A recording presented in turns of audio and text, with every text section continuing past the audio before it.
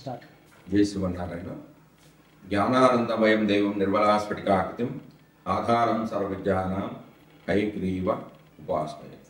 దేవానాంచ ఋషీణాంచ గురుకాంచ రసనిభం వందనీయం తిరోకేశం తం నమామి బృహస్పతి. అందరికీ నమస్కారం. మనం ఇప్పుడు వీడియోలో గురువు వృషభ రాశి నుంచి మిథున రాశిలోకి ప్రవేశిస్తున్నాడు. ఎప్పుడంటే మే 15వ తారీఖు. ఒక రాశిలో గురువు సంచారం ఒక సంవత్సర కాలం ఉంటుందంటే ఒక రాశిలో ఒక సంవత్సరం ఉంటాడు. గురువు సంవత్సరం, రాహుకేతులు సంవత్సరం అంటే వక్రం అంటే వెనక్కి నడుస్తూ ఉంటారు. శని 2.5 సంవత్సరాలు ఉంటాడు. అంటే ఈ 4 గ్రహాలు వ్యక్తి జాతకం మీద ఎక్కువగా ప్రభావాన్ని చూపిస్తూ ఉంటాయి. కాబట్టి ఆ 4 గ్రహాల ప్రభావం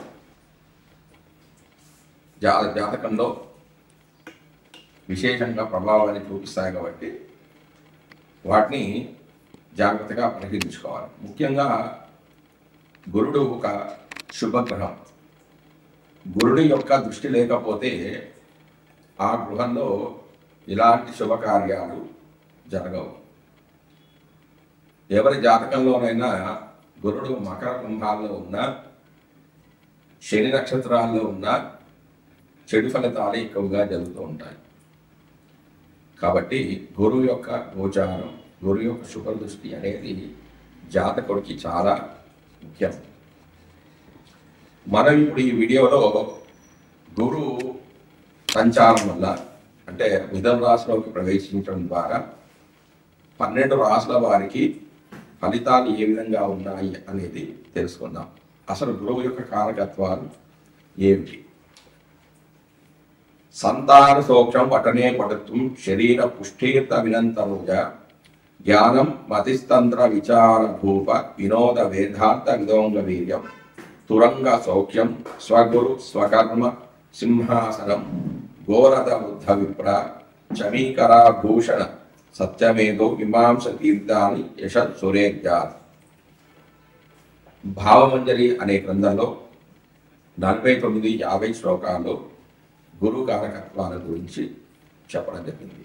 వీటి యొక్క అర్థం ఏమిటంటే సంతాన సౌఖ్యం, వక్తృత్వము, శరీర పుష్టి, ధనము, పుత్రులు, జ్ఞానము, బుద్ధి, తంత్ర విచారం, రాజ సమానత్వము అంటే ప్రభుత్వ ఉద్యోగం, వినోద ప్రీతి, వేదార్థ జ్ఞానము, శరీర బలము, గురువు, తండ్రి నుంచి వచ్చే వృత్తి విద్య, సింహాసనం, గోవులు, రథాలు, వృద్ధత్వం, బ్రాహ్మణుడు, బంగారు ఆభరణాలు, సాత్వికమైన గుణము, మీమాంసా జ్ఞానము అంటే తర్కించడం, తీర్థయాత్రలు, ఇవి గురువు యొక్క కారకత్వాలు.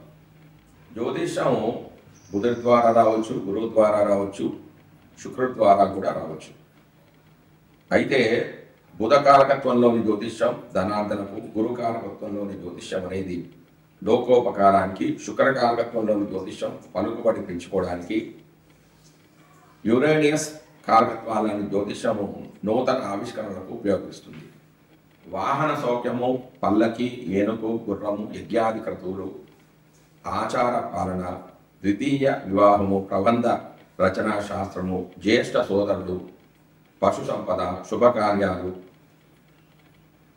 పౌష్టిక కర్మలు అంటే శాంతులు చేయడం, యోగాభ్యాసము, గురుత్వము, బోధన అంటే టీచింగ్, మంత్రోపదేశము, ఆధ్యాత్మిక జ్ఞానోపదేశం అంటే అర్చకులు, వేద పండితులు, జ్ఞాపక శక్తి, నూతన ఆవిష్కరణ, సద్గతి, మోక్షము, ఆలోచన శక్తి, మంచు, తీపి, ఈశానము, తేనకళ్ళు, సంస్కృత భాష, గర్వము, ఆడంబరం లేని వేషం అంటే సింపుల్సిటీగా ఉండడం, స్థూలకాయ అంటే లావుగా ఉండడం, పచ్చని కనులు, దాచబడిన సొత్తు అంటే నిలువ ఉంటుందంటే గురువు జాతకంలో బాగుంటే డబ్బులు బాగా నిలువ ఉంటాయి, గజ సంపద, వేదాంతము, ప్రవితాముడు అంటే ముత్తాత, భవనాలు, గోవైదికం ఇదన్నీ చెప్పబడ్డాయి.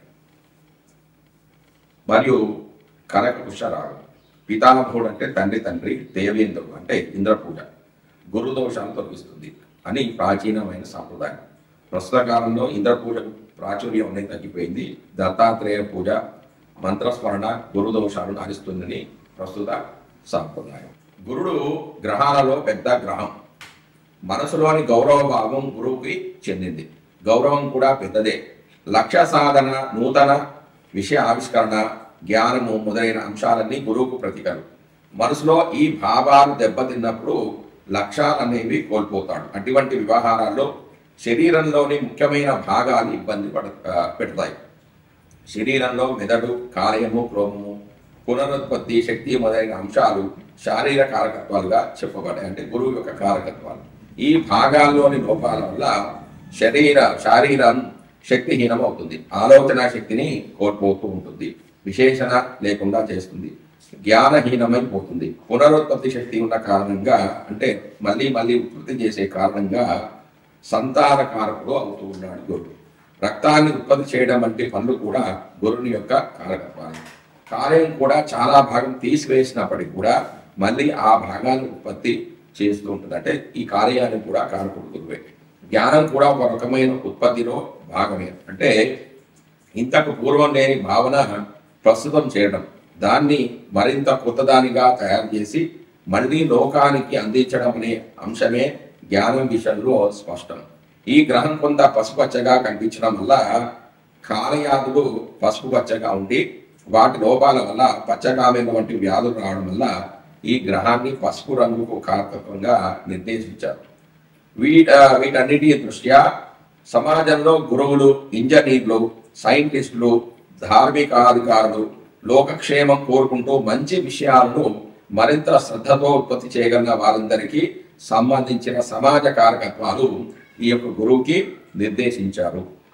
ఈ విధంగా గురువు అనే గ్రహ కారకత్వం క్రియాశీలకమైన పాత్రను పోషిస్తూ ఉంటుంది. అంటే ఒక బాధ్యతమైన ఒక పాత్రను వహిస్తూ ఉంటుంది. ఈ గ్రహం బాగా లేదని జ్యోతిష్ఠులు భావిస్తే ఇటువంటి కారకత్వాలు శరీర మానసత్వ విభాగాల్లో సరి అయిన విధంగా లేవని భావించడమే.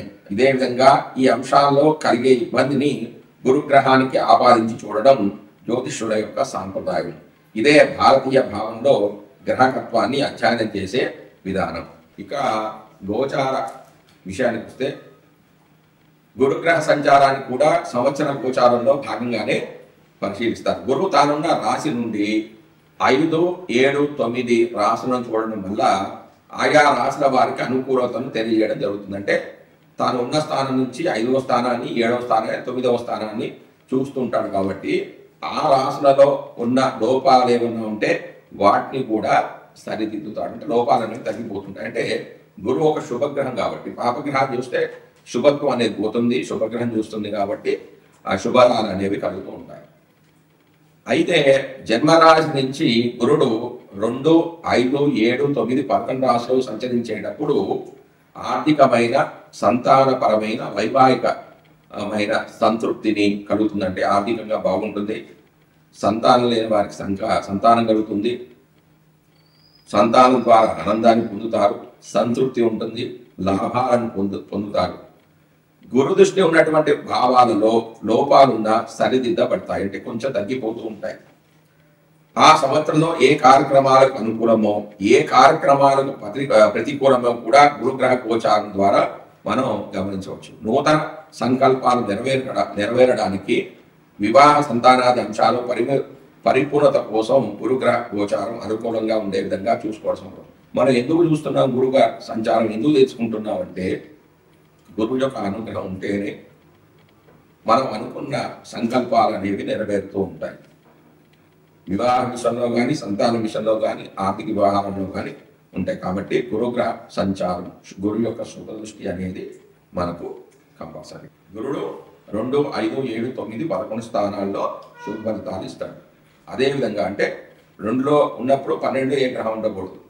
5లో గురుడు ఉన్నప్పుడు 4వ స్థానంలో ఏ గ్రహం ఉండకూడదు. అలాగే 7వ స్థానంలో గురుడు సంచరిస్తున్నప్పుడు 3వ స్థానంలో ఇతర గ్రహాలు ఉండకూడదు. 9వ స్థానంలో ఉన్నప్పుడు 10వ స్థానంలో ఉండకూడదు.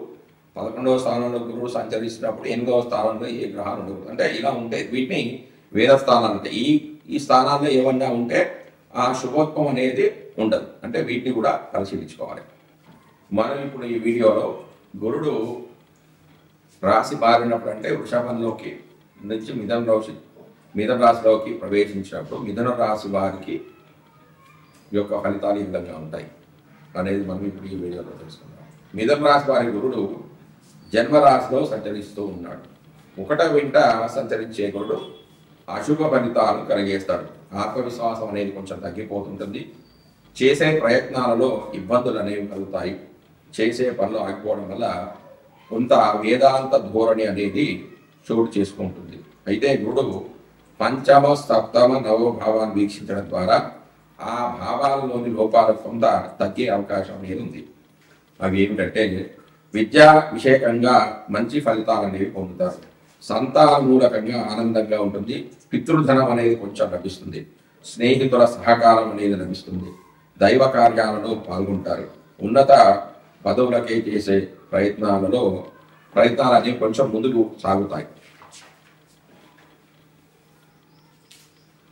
భార్యాభర్తల మధ్య గొడవలు కొంత తగ్గుతాయి. సామాజిక సంబంధాలు మెరుగుపడతాయి. విదేశీ ప్రయాణాలు ఉంటాయి. దూర ప్రయాణాల్లో ఇబ్బందులు కలిగే అవకాశం కూడా కొంచెం ఉంది. కాబట్టి కొంచెం జాగ్రత్తగా ఉండాలి. మధుర పదార్థాలు అనేవి లభిస్తాయి. ఉన్నత విద్యను నేర్చుకోవడం ద్వారా గౌరవ మర్యాదలు కొంత మేర పెరుగుతూ ఉంటాయి. ఉన్నత అధికారుల యొక్క దర్శనం అనేది లభిస్తూ ఉంటుంది. గురుగ్రహం బాగాలేకపోయినప్పుడు అంటే గురువు యొక్క అనుగ్రహాన్ని పొందాలి అంటే చేసుకోవాల్సిన రెమెడీస్ ఏమిటి అంటే గురువు యొక్క దానాలు. గురుడు అశుభ స్థానంలో ఉన్నాడు అనుకోండి, అంటే ఇంట్లో శుభకార్యాలు ఏమి జరగటం లేదు, ప్రమోషన్స్ ఏం రావటం లేదు, డెవలప్మెంట్ ఏం లేదు అని అనుకున్నప్పుడు వాళ్ళు చేసుకోవాల్సింది ఏంటి అంటే గురుడు అశుభుడుగా ఉన్నప్పుడు విప్రులకు పసుపు పచ్చని వస్త్రము, శుద్ధమైన బంగారము, పుస్తకము, నివాళ ధాన్యం, అన్నము, పంచగవ్యము, శనగపప్పు, పంచదార విప్రులకు దానం చేయాలి. గురువు శాంతి స్థానం. బృహస్పతి అంటే గురువు అశుభ స్థానంలో ఉన్నప్పుడు తెల్ల ఆవాలు, యష్టి మధుకము, నీరు, మల్లె చిగురాకులు, మల్లె పువ్వులు, యుధి ఆనుకులు అంటే మల్లెలలో భేదం, దీన్నే చమేలి అంటారు. వీటితో స్నానం చేసినచో రోగాలనేవి పోతాయి.